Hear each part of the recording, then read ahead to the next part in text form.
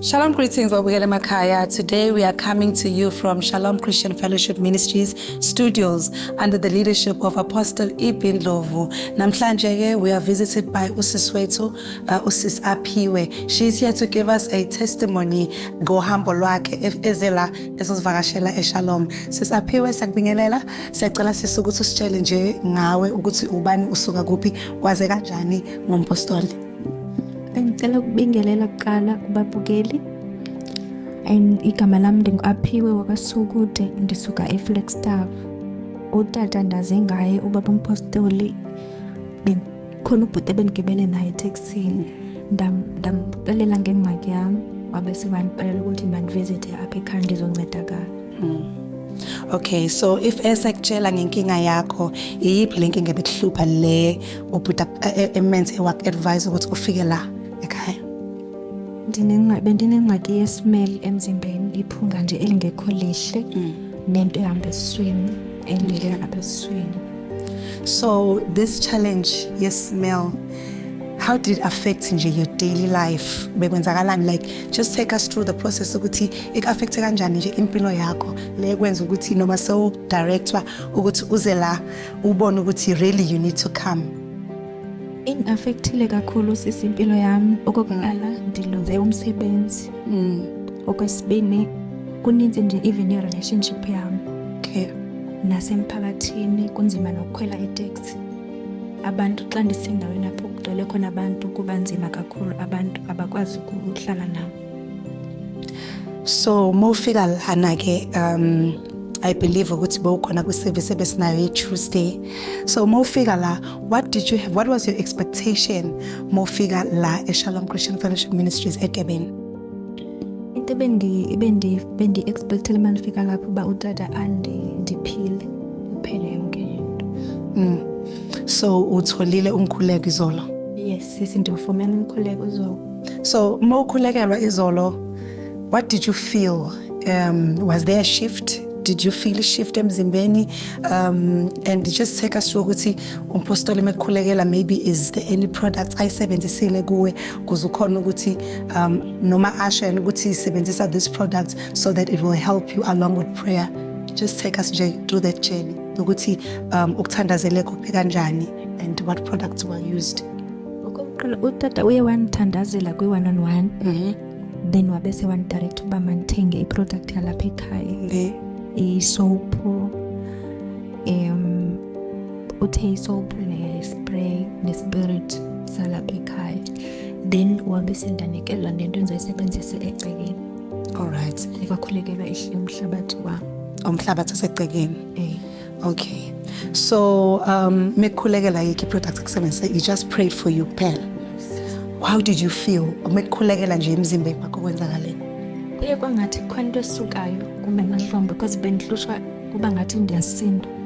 Even ngexesha bekukhona i-service bendisindelwa nje, kodwa after utata endibeke isandla kwangathi khona into esukayo, kwangathi nje kuyaqaqa, ndaziva ndilula emzimbeni. Okay. So manje ke sifuna usitshela about this exciting story osilethele sona namhlanje. Usitshele ukuthi there's something that you found. Ufike izolo enkonzweni ekseni uthole something. Tell us what happened ekseni. Ndifikile ndithe xa ndivuka uthe utata mandifike ndisebenzise ama-product. Okay.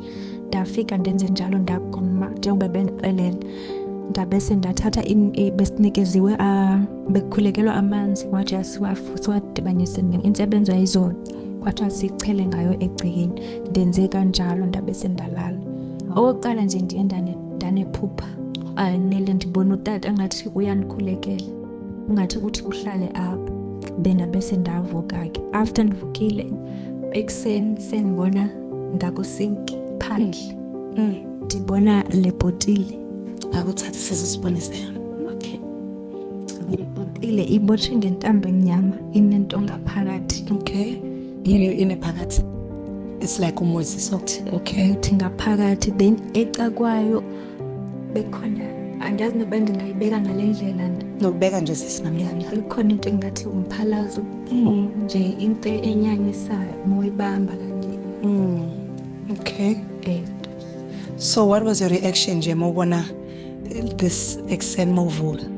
Ndithukile kakhulu khange bendingayilindelanga because every time xa ndivuka ndidlula kulaa ndawo. Udlula lapha. Le ndawo ndifumanela lena.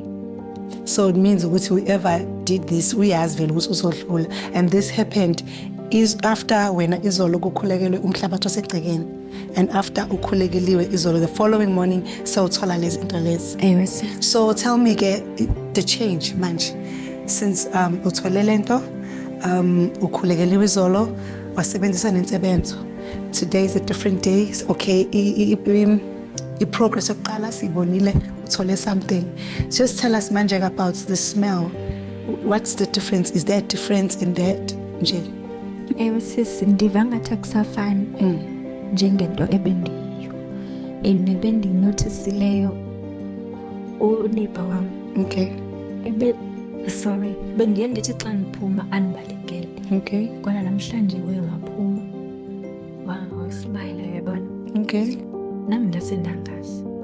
Ebengasandibulisi, ebesengazathi kodwa namhlanje undibulisile.